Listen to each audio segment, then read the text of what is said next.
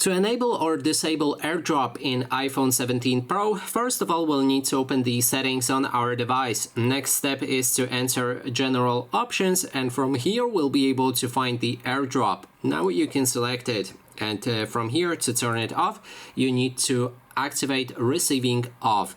If you want to share your AirDrop, then you can go for Contacts Only or Everyone for 10 minutes. So for the third option you will have 10 minutes, after which it will switch to Receiving Off.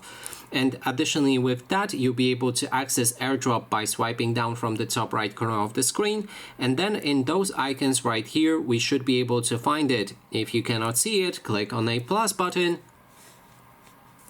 and then add control, and here in search controls type in AirDrop. Now it should be available right there. We can go back and click on it to quickly turn it on and off. And that is basically everything. Thanks so much for watching, and if you like this video, please consider subscribing.